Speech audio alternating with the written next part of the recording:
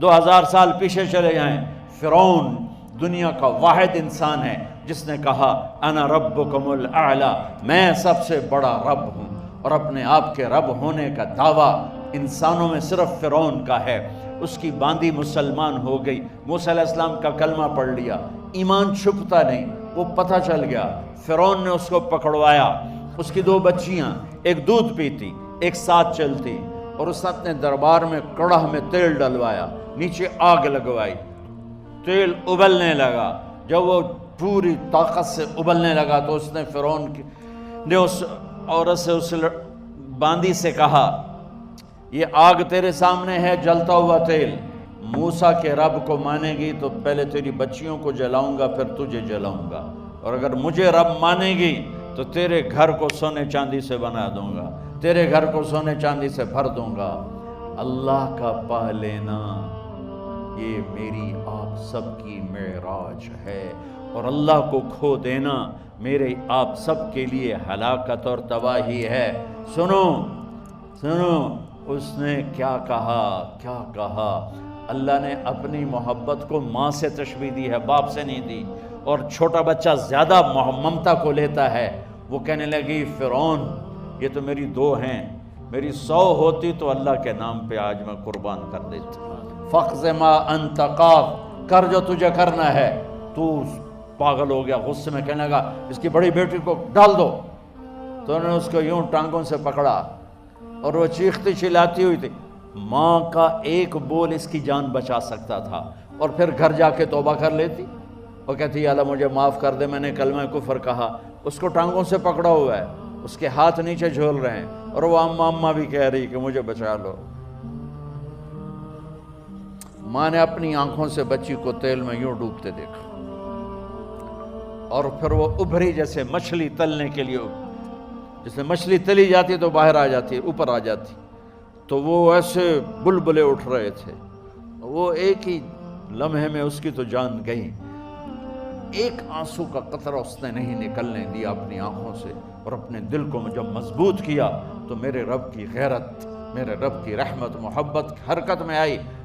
اللہ نے ماں کی آنکھوں سے پردہ ہٹا دیا، اور ماں نے اپنی بیٹی کی روح کو نکلتے دیکھا، اور وہ کہہ رہی ہے اصبری یا فإن لک من الأجر کذا وکذا، ماں جی ڈرنا نہیں، صبر کرو، جنت تیار ہے، جنت تیار ہے، بشرو۔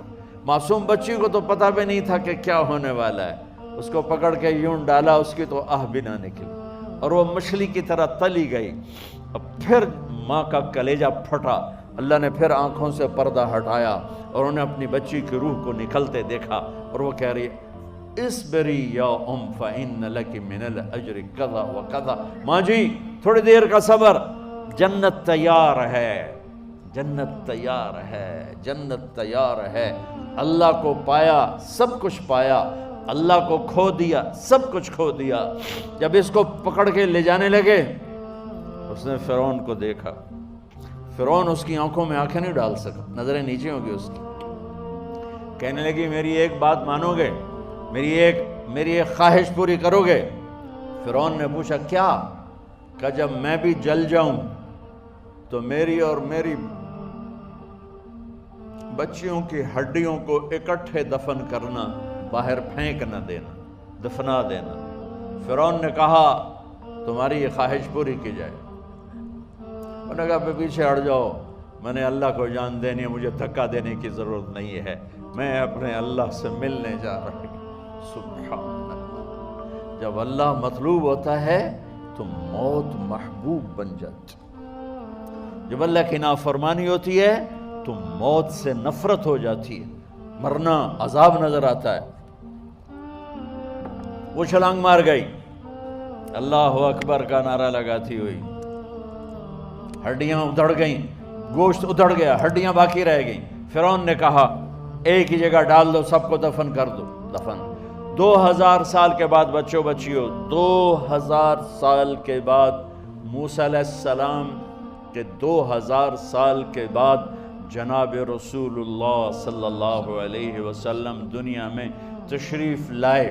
40 سال کی عمر میں نبوت ملی، 50 سال کی عمر میں معراج ہوا، 2050 سال کے بعد میرے نبی کی سواری بیت المقدس جا رہی ہے، اور بیت المقدس پر جب وہ اوپر پہنچے ہیں تو مصر وہاں سے قریب ہو جاتا ہے۔ جب وہ اترنے لگے تو میرے نبی نے کہا جبریل جنت کی خوشبو آ رہی ہے، جبریل جنت کی خوشبو آ رہی ہے، کہاں سے آ رہی ہے؟ ابھی تو جنت اوپر ہے، ابھی تو اوپر جانا ہے، تو یہ زمین سے جنت کی خوشبو کیا آ رہی ہے؟